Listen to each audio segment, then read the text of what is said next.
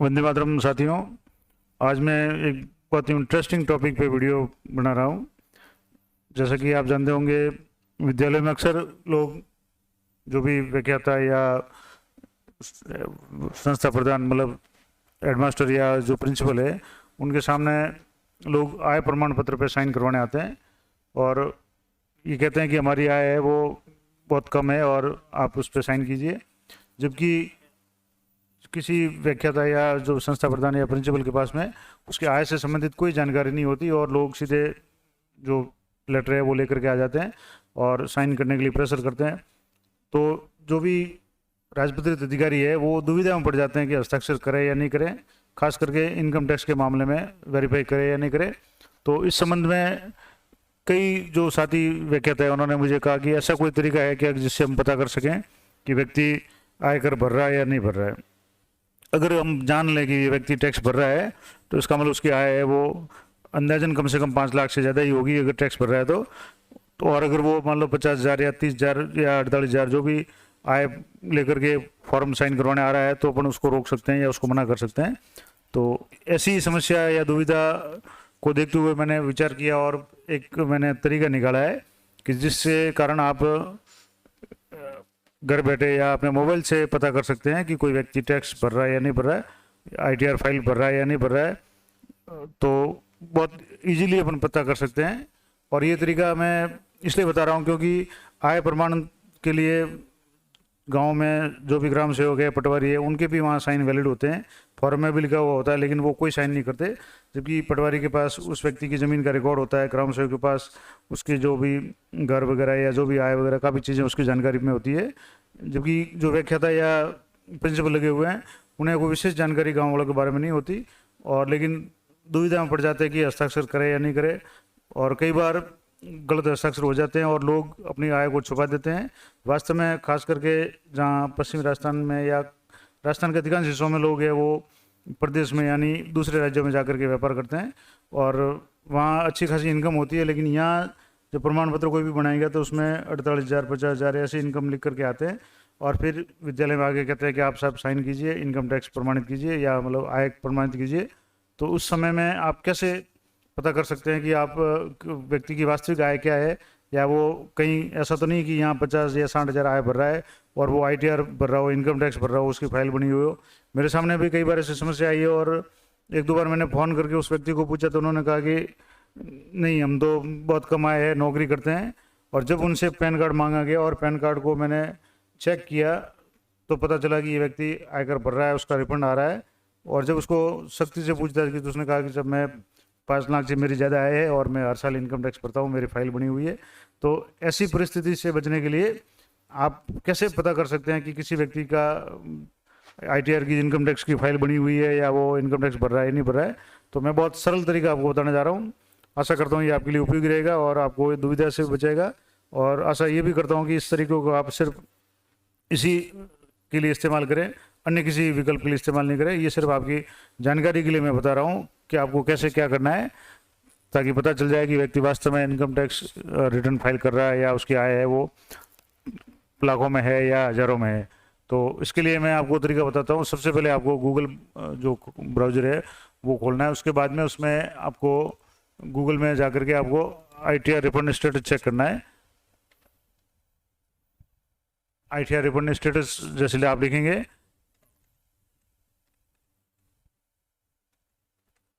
Refund status आप type करें, उसके बाद में आगे का प्रोसेस बताता हूँ।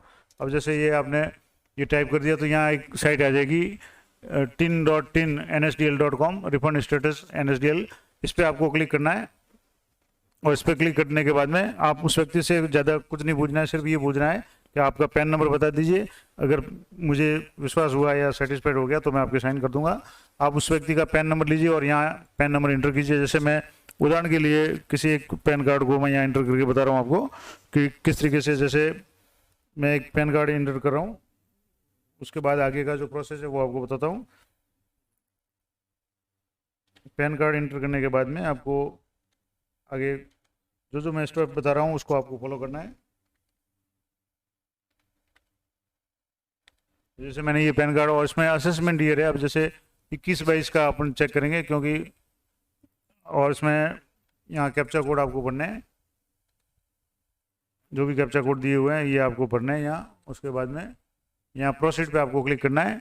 अब जैसे ही आप प्रोसीड पे क्लिक करेंगे यहाँ आ जाएगा status of income tax refund, ये पैन नंबर ये आ जाएंगे, असेसमेंट ईयर 2021-22 आ जाएगा, यानी पिछले वित्तीय वर्ष का जो यानी फाइनेंशियल ईयर 20-21 और असेसमेंट ईयर 21-22 यानी पिछले वित्तीय वर्ष में उसने इनकम टैक्स भरा या नहीं भरा, तो यहाँ शो हो जाएगा। अब जैसे ये मोड ऑफ पेमेंट है, डायरेक्ट क्रेडिट है, और ये रेफरेंस नंबर है, और स्टेटस आ रहा है कि refund is already credited to your account bank, please contact your bank, और ये अकाउंट नंबर मास्क जो दिए हुए हैं लास्ट के 4 डिजिट अकाउंट नंबर के दिए हुए हैं, और तारीख दी हुई है कि अगस्त 25 2021 को इनके खाते में जो भी रिफंड था वो जमा हुआ है। इसका मतलब ये व्यक्ति इनकम टैक्स भरता है, उन्होंने इनकम टैक्स फाइल किया है, और ये इनके रिफंड है तो रिफंड बताएगा, रिफंड नहीं होगा तो सूद नहीं बताएगा। या अगर मान लो इनकम टैक्स नहीं फाइल कर रहा होगा तो वो यहाँ कुछ भी नहीं बताएगा। मैं दूसरा एक उदाहरण आपको देख करके बता रहा हूँ कि जैसे इसको रिफ्रेश करेंगे या इसको बैक में लेंगे तो यहाँ जैसे पैन नंबर कोई दूसरा मैं आपको लगा के देख रहा हूँ कि वास्तव में हर किसी की बता रहा है या नहीं बता रहा है। तो अब जैसे एक मैं ऐसे कार्मिक की बता रहा हूँ जिन्होंने इनकम टैक्स फाइल नहीं किया है या नहीं करते हैं, तो उनकी आय 5 लाख से कम होगी। अब यहाँ जैसे ये पैन नंबर नया भर करके मैंने यहाँ प्रोसीड करूँगा तो हो सकता है शायद रिफ्रेश मांगे, तो फिर भी एक बार कोशिश करता हूँ। नहीं तो आप अगर ये नहीं आ रहा है तो इसको आप एक बार रिफ्रेश कर लें पेज को, उसके बाद ही आगे का जो प्रोसेस करें ताकि ये उसको हो जाएगा। अब थोड़ा सा समय ले रहा है, तो अगर आपको ये जानकारी पसंद आए तो आप इस चैनल को सब्सक्राइब कर लें। और अब जैसे ये साइट कांट बी रीच आ रहा है तो इसको मैं एक बार पुनः गूगल सर्च में जा करके यहाँ आपको रिफंड स्टेटस में चेक करना है, क्योंकि एक बार रिफ्रेश करेंगे तभी ये काम करेगा। तो अब जैसे मैं यहाँ ये रिफंड स्टेटस में NSDL में जा करके यहाँ आप जाएंगे आगे, तो यहाँ आपको पैन नंबर भरना है। तो मैं जैसे बता रहा था यहाँ आपको पैन नंबर भरना है,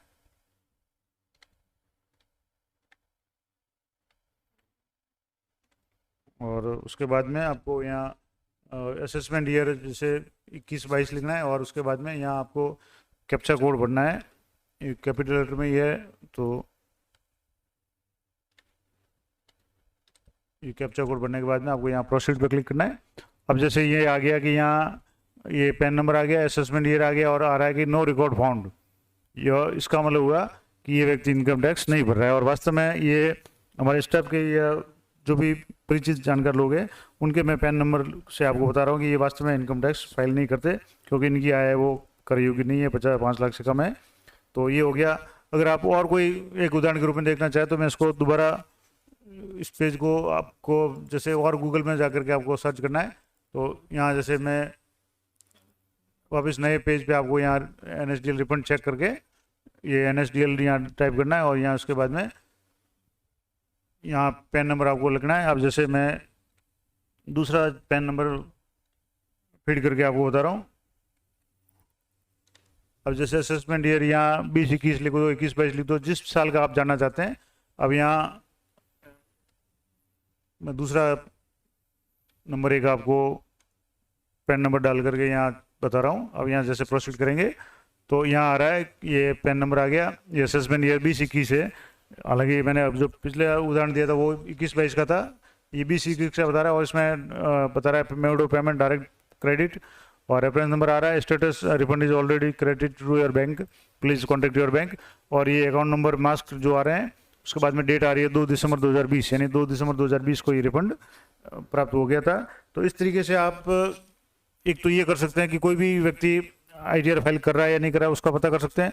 दूसरा, अगर आपने ITR फाइल किया हुआ है और किसी वित्तीय वर्ष का आपको अगर थोड़ा सा डाउट है कि मुझे रिफंड प्राप्त हुआ था या नहीं हुआ था, तो आप खुद का भी जो रिफंड है वो इस माध्यम से चेक कर सकते हैं। तो ये थोड़ी महत्वपूर्ण जानकारी थी, और आशा करता हूँ कि इस जानकारी का उपयोग आप अपने ज्ञान के लिए करेंगे और दुविधा से बचने के लिए करेंगे। और अगर आप ये थोड़ा सा जानकारी रखेंगे तो सामने वाला भी आपको मानेगा कि वास्तव में व्यक्ति को पता चलता है, और वो कम से कम आपको झूठी जानकारी नहीं देगा और सही आय है वही शो करेगा। क्योंकि एक तरीका अपने पास हो गया कि व्यक्ति आयकर भर रहा है या नहीं भर रहा है, उसकी फाइल बनी हुई नहीं हुई है, काफ़ी हद तक अपन इसको इस तरीके से पता कर सकते हैं। तो इसी तरह के वीडियो, इन्फॉर्मेटिव वीडियो के लिए आप इस चैनल पर बने रहें। मिलते हैं नेक्स्ट वीडियो में, तब तक जय हिंद, जय भारत।